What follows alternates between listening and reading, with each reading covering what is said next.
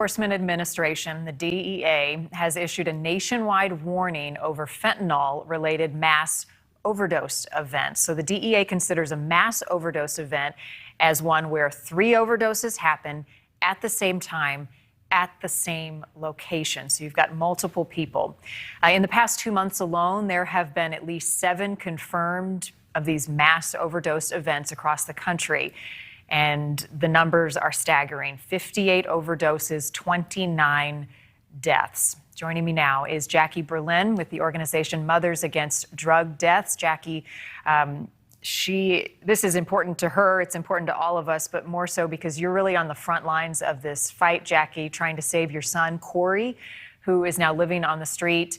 You want to prevent him from dying of a fentanyl overdose in these mass overdose events. Really appreciate you giving us some time tonight. I guess I want to start with Corey. Where is he now? What's his story? Thank you. My pleasure. Thank you for having me. My son, Corey, has been an addict on the street on and off for about 10 years. He started with marijuana, and then eventually someone introduced him to heroin. And then he, a couple years ago, about 18 months to 2 years ago, a dealer put fentanyl into his heroin unbeknownst to him and got him addicted to fentanyl. Heroin is a scary addiction, but fentanyl is 100 times scarier. Unfortunately, I've seen my son deteriorate more in 18 months on fentanyl than he did on years and years on heroin. It's just an extremely dangerous and debilitating drug. He's gone to losing many of his teeth, to not being able to stand up completely straight.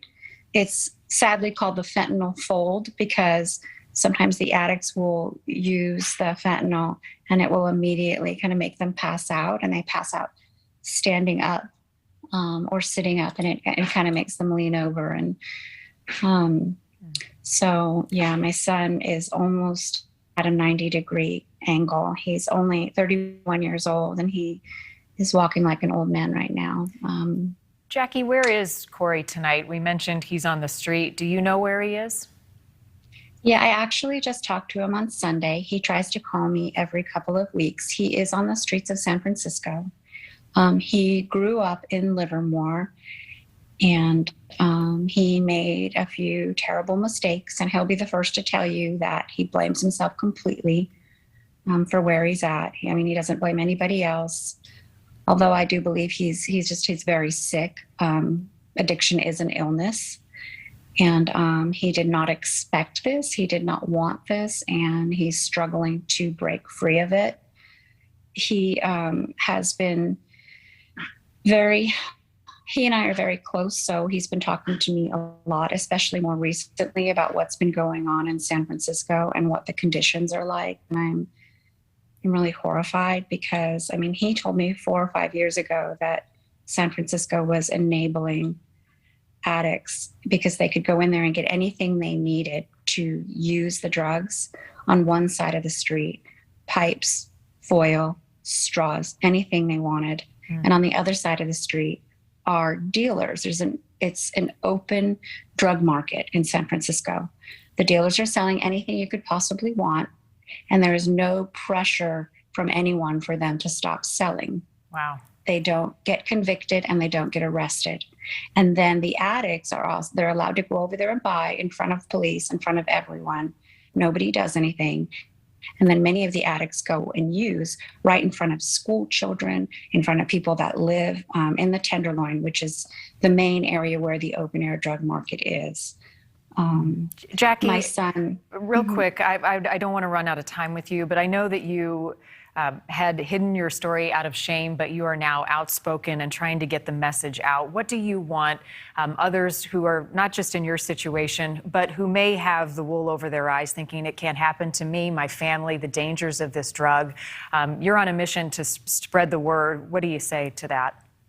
Absolutely. I mean, my son, I have 6 children, and 5 of my children are doing fantastic. They have college degrees, they have families, and they're they're just doing wonderfully. And my son will be the first to tell you that he doesn't. I asked him flat out, did something my father or I did cause you to take this route? And he said, no, Mom, you are amazing parents. This is just a choice that I made.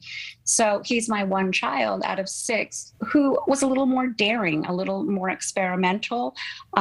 He always kind of liked just to have fun. And so he tried this, and it ended up causing him to get addicted. And I think many kids these days are experimenting, and fentanyl is incredibly dangerous. It's getting into pills. My son, when he called me on Sunday, told me that he's seeing so many more people coming into the city, new faces that are buying fentanyl and taking it back with them to the suburbs. Yeah. Or high school students that are coming in and they're getting addicted to it. Yeah, and the and scary that's very, thing very concerning. is that experiment, that trying it for the first time. If it's fentanyl, that one dose can be deadly. Jackie, as I said, you're on a mission. I pray that Corey gets the help that he needs and some healing, and that your message reaches a lot of people tonight. This is important. It impacts every single one of us. My best to you. Thanks again.